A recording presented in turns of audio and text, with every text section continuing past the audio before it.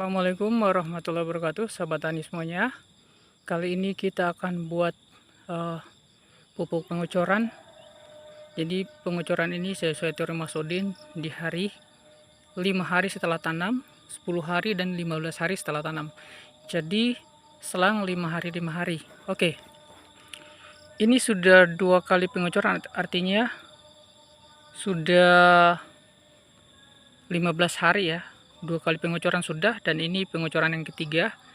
Jadi sudah 15 hari setelah tanam. Ini memang tingginya nggak sama karena bibitnya pun nggak sama besar. Oke. Nah, bahan-bahan yang akan kita gunakan adalah Mordenfol seperti biasa ya. Mordenfol, kemudian asam amino, tapi saya akan tambahkan dengan kalsium untuk sebagai pembentuk daya tahan tubuh ya, karena dia mempertebal dinding-dinding sel agar tanaman tidak gampang sakit. Kemudian saya akan tambah dengan hormon pertumbuhan, yaitu hormon auksin dan sitokinin untuk akar dan daunnya, pucuk, tunas. Kemudian saya akan tambah lagi dengan asam humat sebagai pembenah tanah. Kemudian saya juga akan tambah dengan trichoderma lagi, karena mulsa ini tuh waktu ditutup seperti ini, itu sebelum ditutup itu saya babat dulu ya. Saya babat rumputnya, gulmanya, dan saya tumpuk di atas bedengan ini. Kemudian saya tutupin dengan plastik mulsa. Jadi kemungkinan dia akan membusuk, dan disitu bisa jadi sebagai sarang jamur-jamur patogen ya. Karena jamur patogen juga dia sebagai pengurai. Tapi yang kita takutkan kalau dia mengenai tanaman yang masih hidup, maka itu bisa menyebabkan busuk akar dan busuk batang. Makanya saya tetap kasih trichoderma sebagai langkah preventifnya, untuk langkah antisipasinya. Oke, langsung kita ke pembuatan pupuknya dengan dosis, takaran, dan bahan. Let's go. Oke, sahabat tani semuanya, kita udah ada di sungai ya, di kali tempat saya mencampur pupuknya. Jadi kita akan kasih asam aminofiborin. Kemudian ini sudah ada asam humat dan sulfat ya. Kemudian ada enzim invertasinya, ada juga hormon tumbuhnya. Jadi bagus sekali untuk masa pertumbuhan. Nah, dia juga untuk masa vegetatif atau pembuahan juga sangat bagus, karena dia meningkatkan kemampuan tanaman untuk menyerap dan memproses unsur hara atau pupuk menjadi organ-organ vegetatif, yaitu organ pertumbuhan dan juga organ generatif, organ produksi seperti buah ya, atau pembuahan seperti buah. Let's go. Lanjut ya. Kemudian ini ada Mordenfol sebagai sumber fosfatnya. Kemudian di sini ada auksin dan sitokinin, ini hormon. Kemudian tadi saya belum jelaskan ya, kita akan tambahkan kalsium untuk mempertebal dinding-dinding sel sehingga tanaman tidak gampang sakit. Kemudian ada boron untuk memperbesar batang dan memperbanyak cabang atau tunas. Karena kita tanam cabai ya, harus banyak tunas. Oke, langsung kita takar saja teman-teman. Pertama kita masukkan asam amino.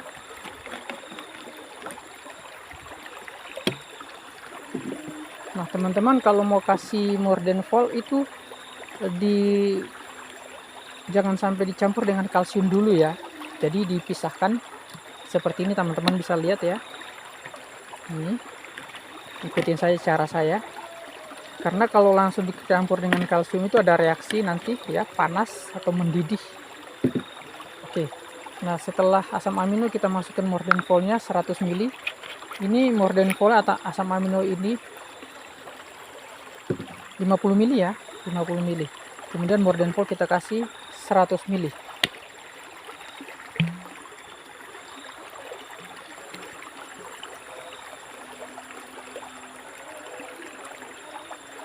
Oke, 100 ml.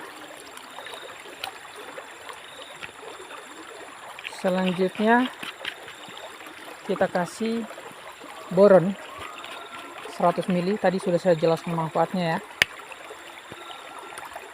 Jadi ini saya beli sekitar 30 ribuan, 1 kilo dengan konsentrasi 55% boron. Nah, ini saya encerkan dengan air 9 kilo, jadi totalnya 10 kilo karena boronnya 1 kilo. Nah, konsentrasinya 55% boron. Sehingga setelah dicampur dengan air 9 kilo, maka konsentrasinya menjadi 5,5%. Itu masih sangat tinggi ya. Karena boron, misalkan boron di pupuk Kalinet itu saja hanya 1,6%. Itu aja udah bagus ya. Apalagi ini 5,5%. Kemudian hormonnya, teman-teman. Ini kalau dari Mas Udin hanya 2 bahan ini, yang Mordenfol sama asam humat. Nah, ini saya tambahkan ini karena kita ingin memicu pertumbuhan tunas dan akarnya. Sitokininnya, ini sitokinin 1 sendok makan. Kemudian auksin pun sama.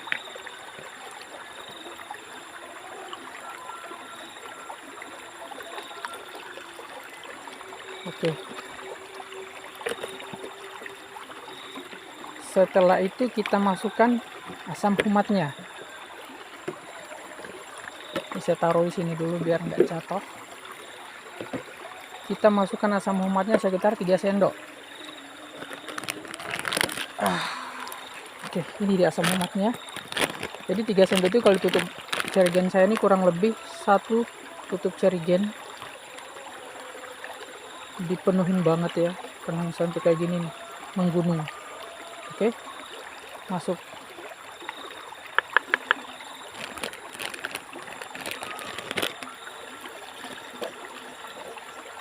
Jadi kalau ada Mordenfol kita masukin asam humat, ada campur asam amino, kemudian hormon dan boron ini.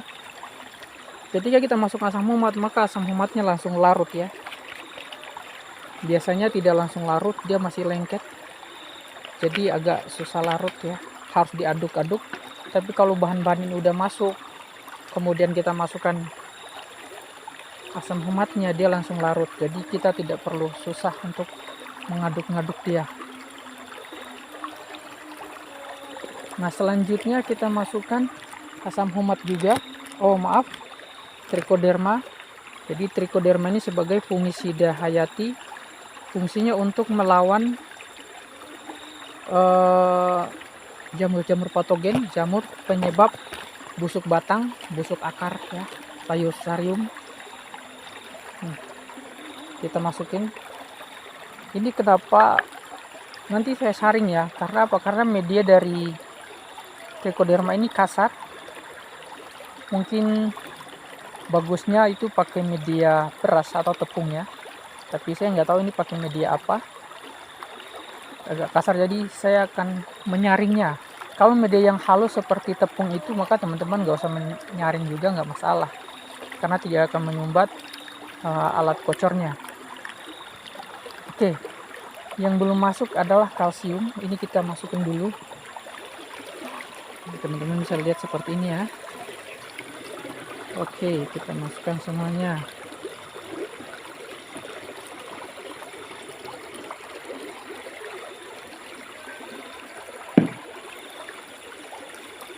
Kita aduk sedikit biar dia turun. Ini karena saringannya tersumbat dengan media dari trichoderma ini.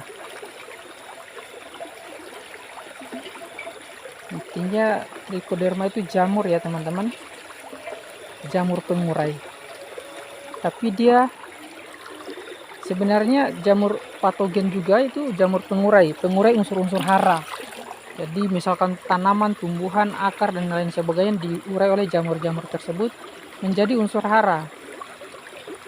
Tapi masalahnya kalau jamur-jamur patogen itu kalau mengenai tanaman-tanaman kita, maka akan terjadi layu Fusarium atau busuk akar. Nah, itu kita lawan dengan jamur trichoderma ini, sebab trichoderma ini sifatnya itu ekspansi ya. Dia sifatnya itu menyerang. Jadi kalau dia ketemu dan dia dominan, kalau menyerang jamur lain, biasanya jamur patogen itu akan kalah. Makanya ini harus ada trichoderma ini. Ini sangat penting ya buat petani cabai. Jangan sampai tanam ya, karena ada kejadian tetangga saya itu tanam cabai di bagian atas sana tuh. Dia tanam cabai sekitar 100 pohon lebih, itu mati semua. Mati semua. Ternyata dia kasihnya urea. Begitu dikasih urea itu kan sebagai makanannya jamur, bukan hanya tanaman ya, makanannya jamur juga. Sehingga kalau nggak dikasih trichoderma, wow, kan jamur patogennya jadi subur, tanamannya akibatnya hancur semua, mati semua. Nah ini makanya teman-teman ya supaya dikasih ya jamur trichoderma ya teman-teman, biar tanamannya nggak mati terserang jamur-jamur patogen yang menyebabkan busuk akar dan busuk batang. Oke. Nah ini saya penuhin tangkinya dulu teman-teman. Kita akan menuju TKP pengocoran. Jangan lupa ya di like, subscribe, dan komen dulu. Diperhatikan bahan-bahannya apa, takarannya berapa. Ya, ini tangkinya Cerigen 20 liter. Nah, biar bisa langsung dipraktikkan teman-teman. Ya, jangan ragu-ragu. Pokoknya teknik dari Mas Udin itu udah sangat luar biasa. Ini saya modifikasi, bukan modifikasi ya, tapi saya tambahkan dengan unsur-unsur yang memang sangat dibutuhkan. Karena Semarang ini sangat kering. Malam atau sore boleh hujan, tapi kalau siang itu panasnya biasa sampai 30 sampai 40 derajat lah. Nah ini tanamannya kalau nggak diperlakukan khusus, ini sangat berbahaya ya teman-teman. Apalagi ditanam di daerah seperti daerah yang cenderung lembab. Nah, dengan praktek yang saya pakai ini insya Allah akan jauh lebih baik lagi. Jadi teman-teman bisa langsung praktek ya. Ya kalau belum punya lahan yang besar ya dipraktikkan dulu di lahan-lahan yang kecil ya. Karena kalau nggak dimulai, ya kapan mulainya? Begitu teman-teman. Ya jangan lupa like, subscribe, komen, dan bagi ya teman-teman. Semoga ini bermanfaat buat kita semuanya, jadi bahan pembelajaran buat yang baru belajar dan sehingga mau untuk langsung praktek. Oke, kita menuju ke pengocoran, tempat pengocoran. Nah ini dia teman-teman. Oke, ini usia 15 hari kita kocor yang ketiga kalinya pasca tanam. Hampir semua seperti ini ya, yang di atas sana yang teman-teman bisa lihat di video pagar 4 dengan pagar 5 ya. Itu spray masa generatif. Nah di spray masa generatif itu teman-teman bisa lihat kayak apa kesuburannya, pertumbuhannya. Nah itu awalnya seperti ini. Di usia 15 hari itu ya masih seperti ini teman-teman. Tapi mulai sampai usia 30 hari itu wow,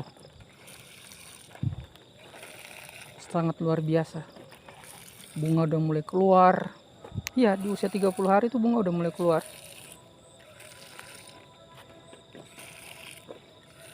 Tiga 35 hari sudah sangat kelihatan bunganya ya.